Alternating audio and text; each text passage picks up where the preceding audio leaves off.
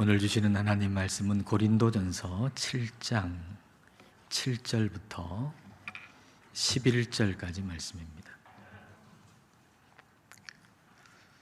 한 절씩 읽겠습니다. 나는 모든 사람이 나와 같기를 원하노라. 그러나 각각 하나님께 받은 자기의 은사가 있으니 이 사람은 이러하고 저 사람은 저러하니라.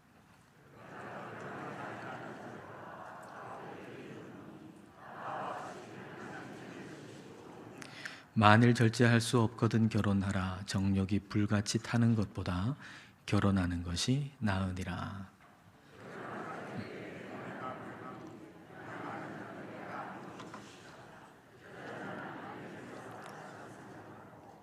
같이 읽겠습니다.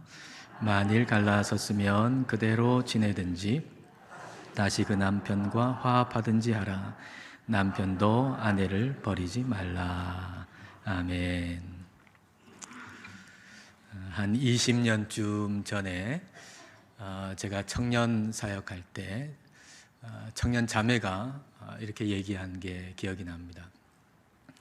나이가 27살이 되었는데도 결혼할 남자가 없으면 위기감이 느껴진다라는 얘기였습니다. 근데 왜 하필 27살이냐라고 얘기했더니 이렇게 얘기하더라고요. 보세요. 23 시옷으로 끝나죠. 24 또 역시 마찬가지죠. 25, 26 다 똑같이 시옷으로 끝나는데 27부터는 달라진다는 거예요. 27, 28, 29, 30. 그래서 27부터 그 받침이 매해마다 달라지듯이 여자 나이 27부터는 매해가 다르다는 거예요.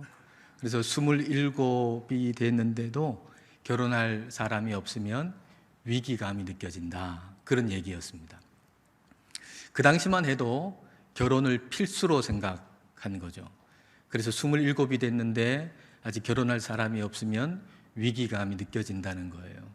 그런데 요즘에는 결혼에 대한 생각이 많이 달라진 것 같습니다. 결혼이 필수가 아니고 선택이라고 생각하는 사람들이 점점 늘어나는 것 같습니다. 여러분, 결혼은 필수입니까? 아니면 선택입니까? 성경이 뭐라고 말씀하시는가 한번 볼까요? 자, 7절 말씀입니다. 나는 모든 사람이 나와 같기를 원하노라. 그러나 각각 하나님께 받은 자기의 은사가 있으니 이 사람은 이러하고 저 사람은 저러하니라. 각각 하나님께 받은 은사가 있다는 겁니다. 그 은사라고 번역된 카리스마라고 하는 헬라어 단어는 은혜로 주신 선물을 의미하는 거예요.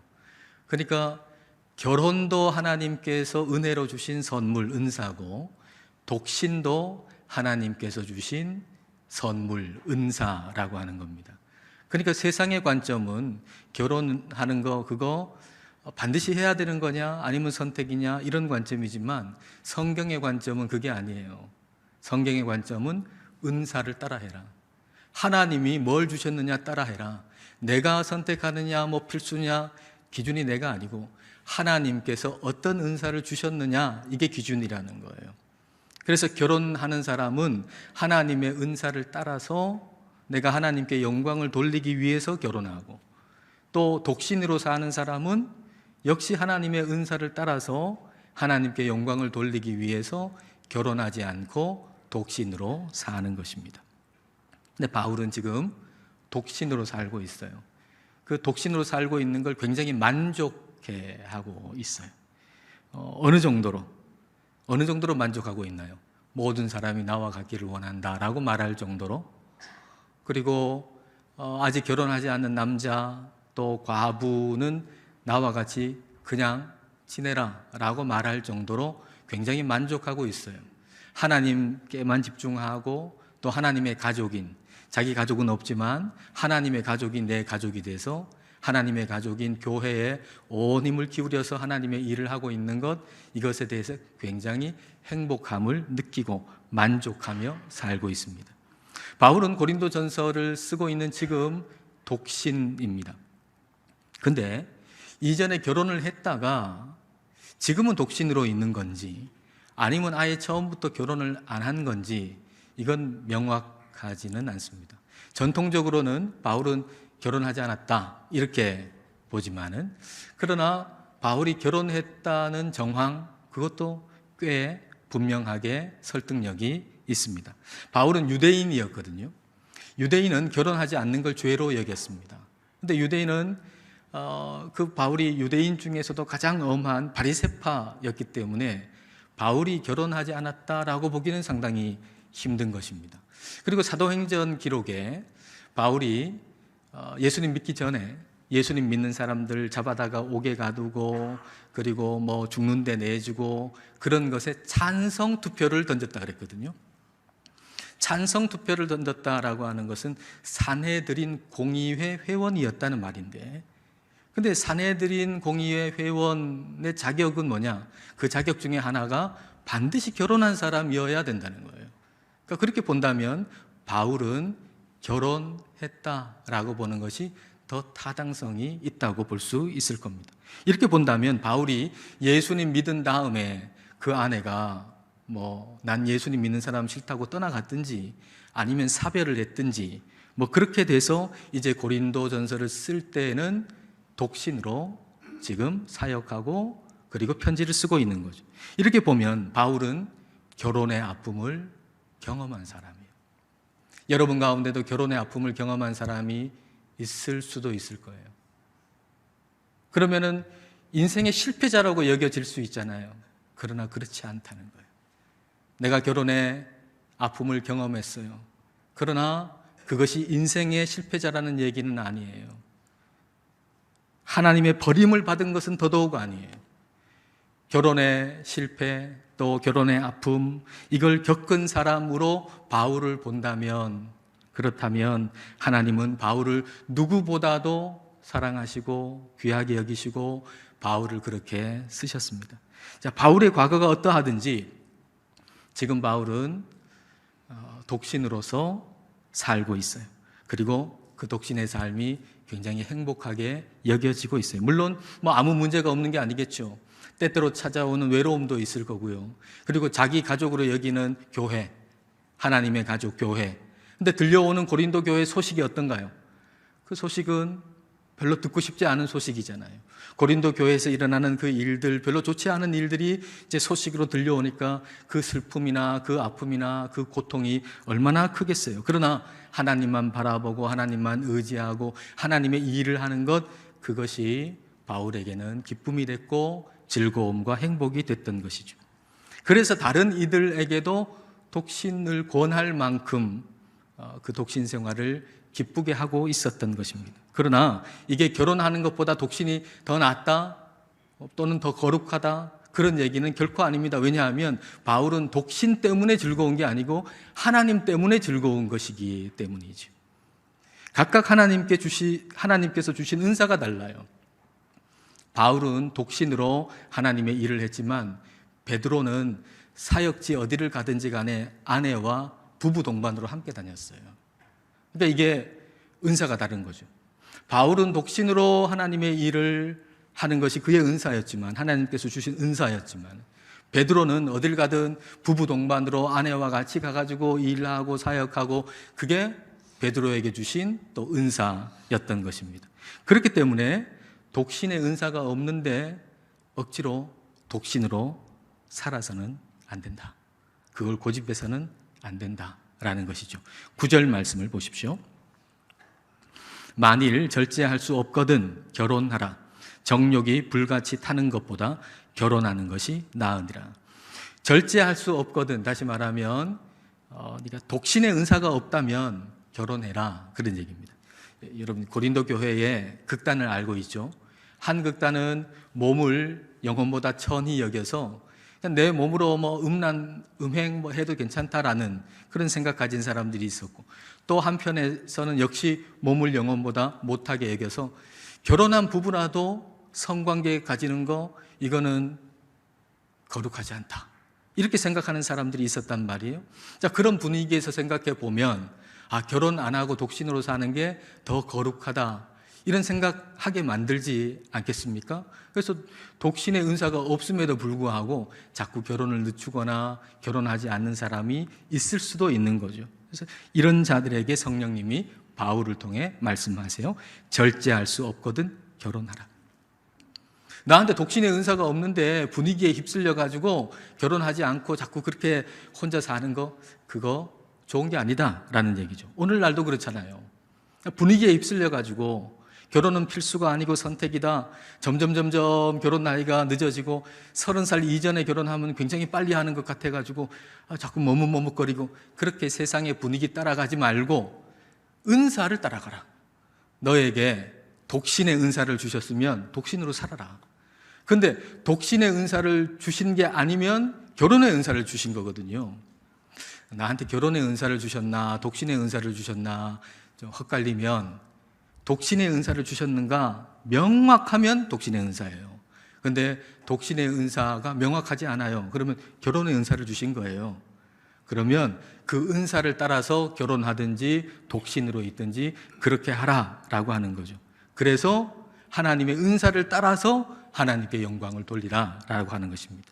자, 그런데 결혼의 문제는요, 두 사람이 같이 산다는 게 혼자 사는 것보다 더 어려울 때가 많다는 거예요. 여러분, 두 사람이 같이 산다는 게 결코 쉬운 게 아니잖아요. 한 사람은 남자예요. 한 사람은 여자예요. 자라온 배경이 달라요. 생각하는 것도 다르고요. 그리고 감정도 달라요.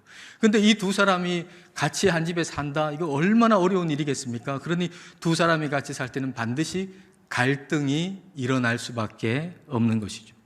그런데 갈등이 일어나고 갈등이 자꾸 깊어지고 그래서 한 집에 살면서도 대화 없이 살아간다면 얼마나 숨이 막히겠습니까?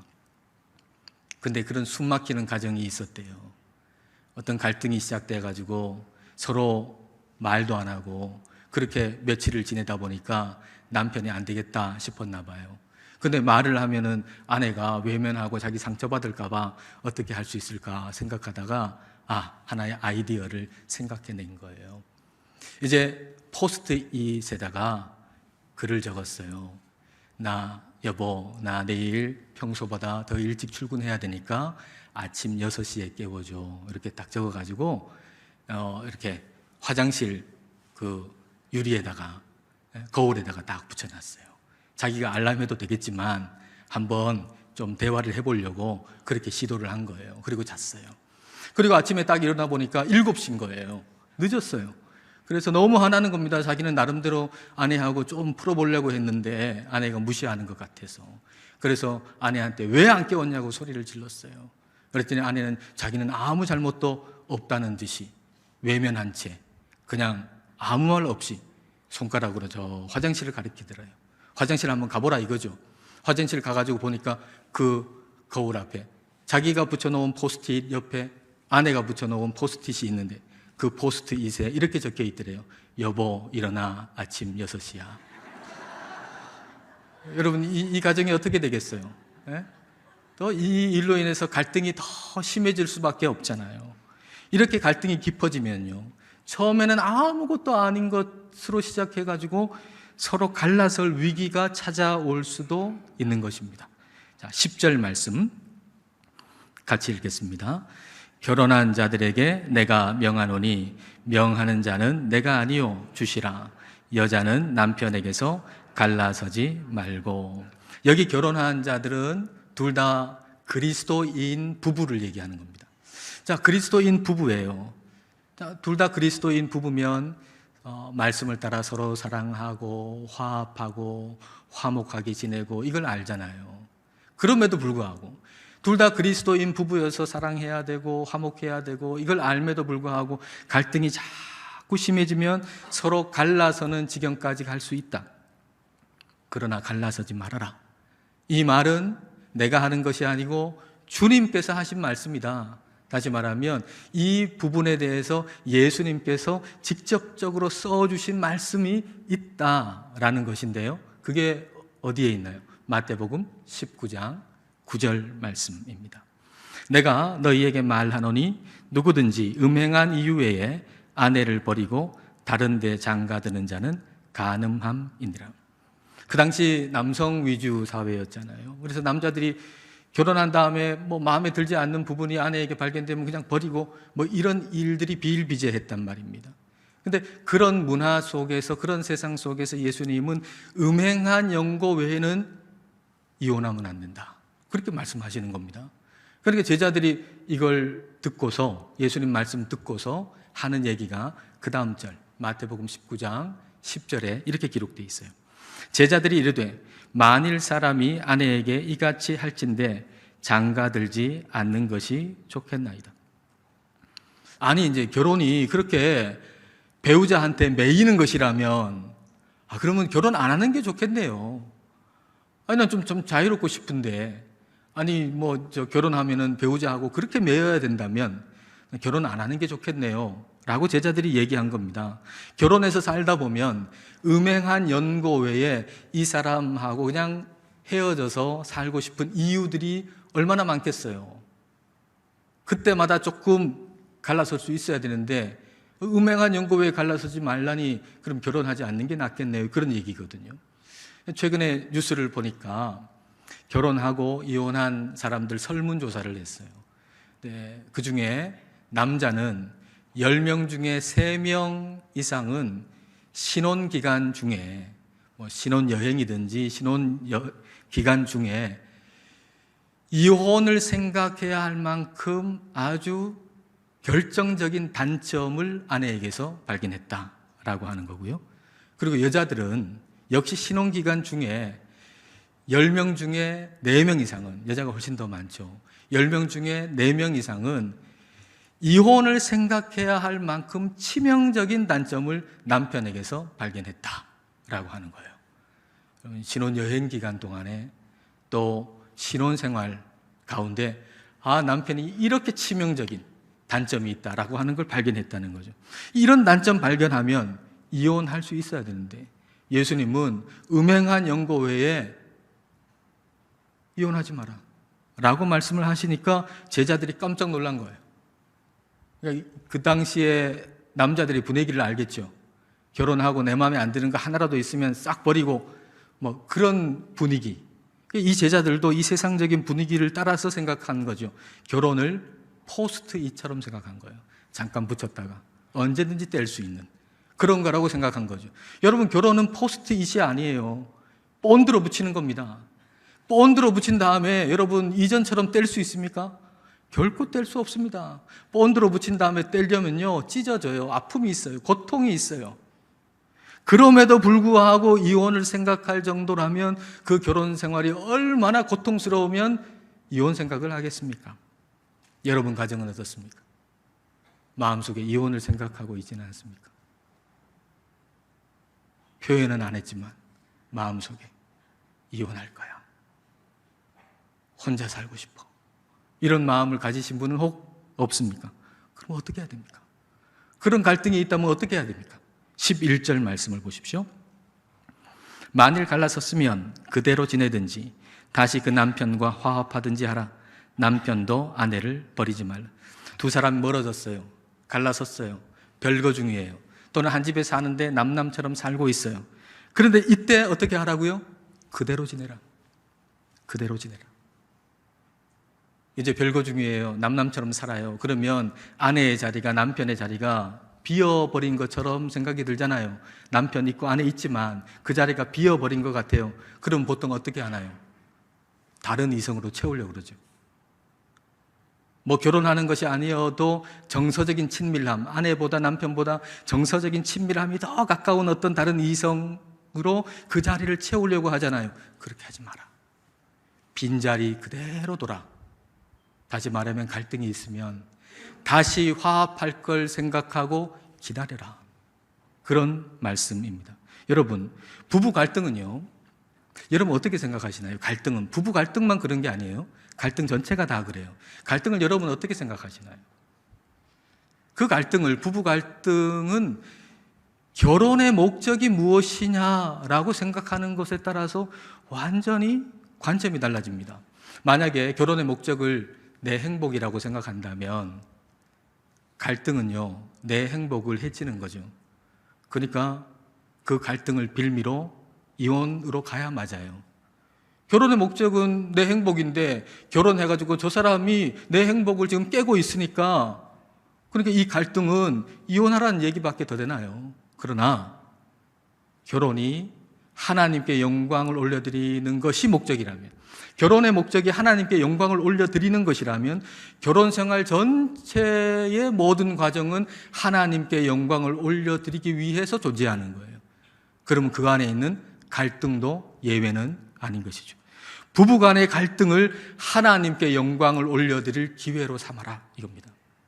오늘 우리 그리스도인에게 주는 교훈은, 너희가 그리스도인 부부냐? 그렇다면 결혼의 목적은 하나님께 영광을 올려드리는 것이고, 그리고 그 결혼 생활 가운데 갈등이 있다면 그 갈등을 통해 하나님께 영광을 올려드릴 기회로 삼아라, 그 갈등을.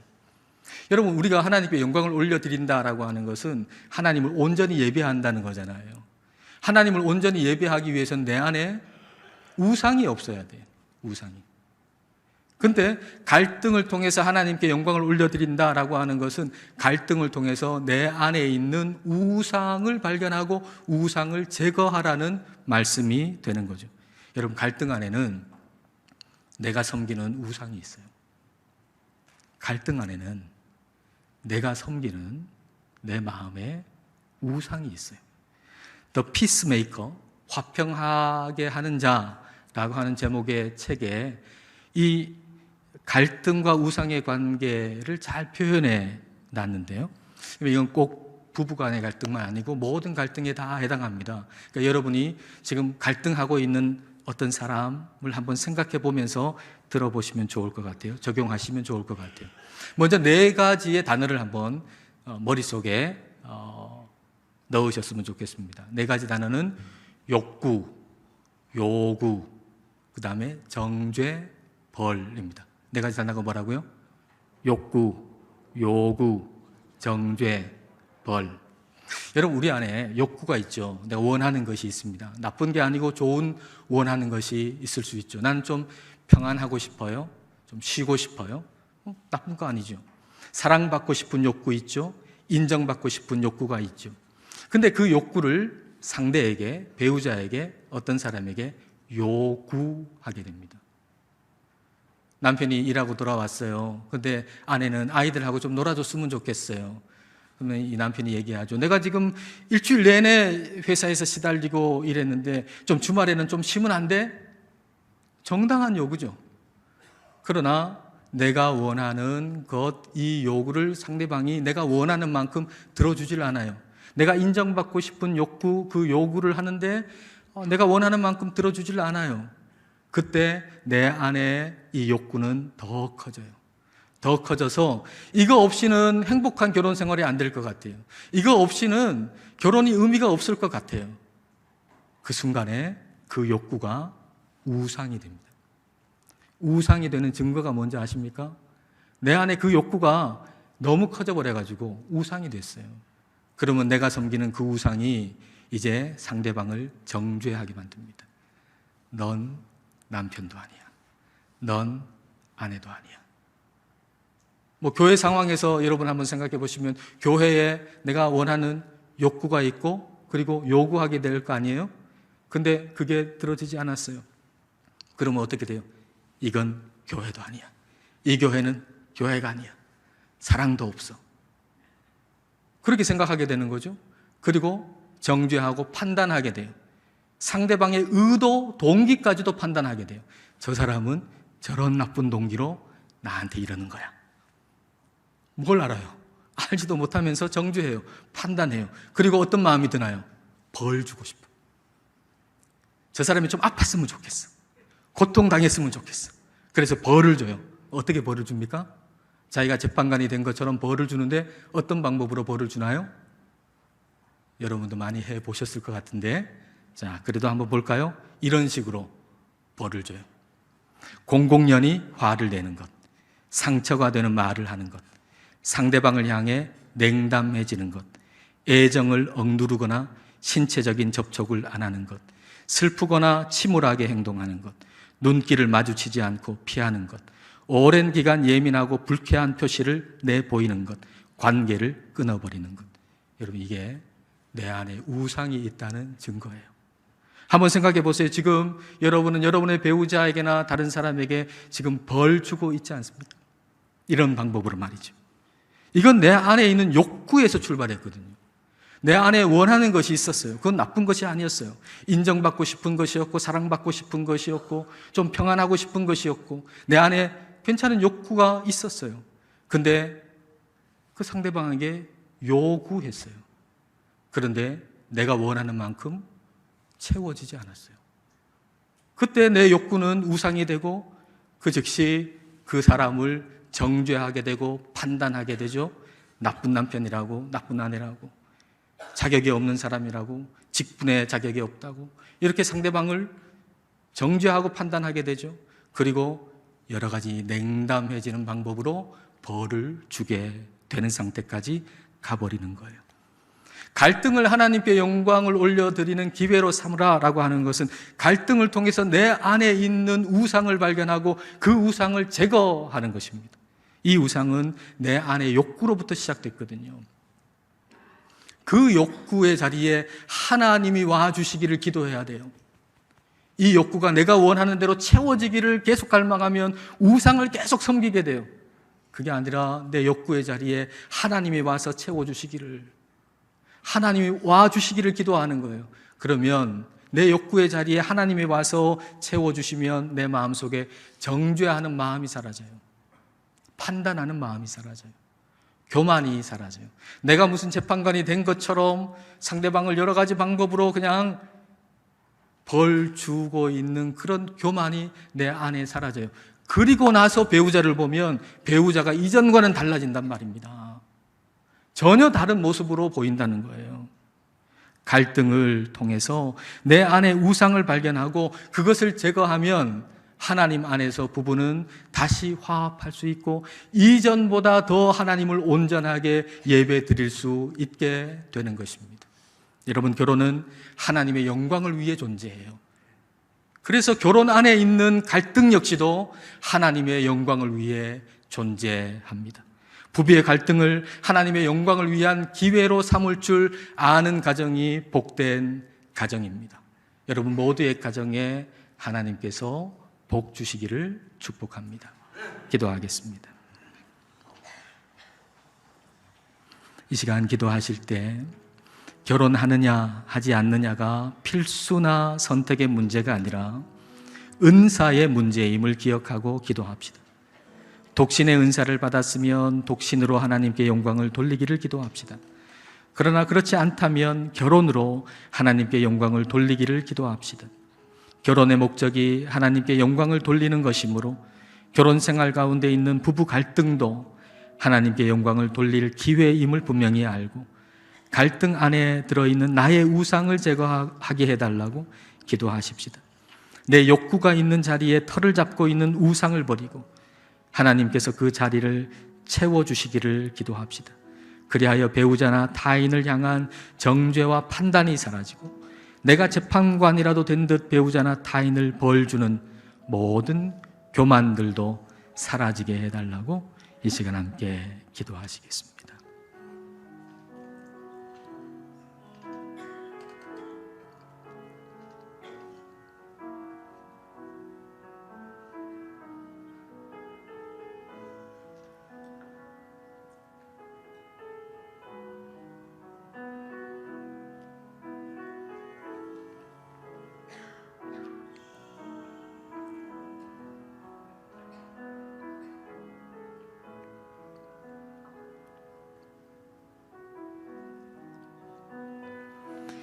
인생의 주인 되시는 하나님 아버지, 결혼을 이 세상이 말하듯 필수냐 선택이냐가 아니라 독신과 결혼은 하나님께서 주신 은사의 문제임을 알게 하심을 감사드립니다. 독신이든 결혼이든 모두 하나님께서 주신 은사를 따라 하나님께 영광을 돌리기 위함임을 잊지 않게 하옵소서. 그리하여 결혼 가운데 있는 부부의 갈등도 주님의 영광을 위한 기회로 삼게 하옵소서.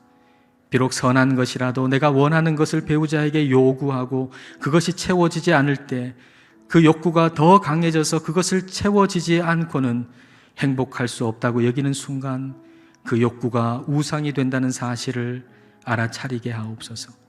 그 우상으로 인해서 배우자를 정죄하거나 스스로 재판관의 자리에 앉아 오랜 기간 예민하고 불쾌한 표시를 내보이는 교만을 없애주옵소서. 우리 안에 우상을 버리게 하시고 하나님으로부터 채워져서 모든 가정이 하나님을 온전히 예배드리는 가정이 되게 하여 주옵소서. 예수님 이름으로 기도드립니다. 아멘.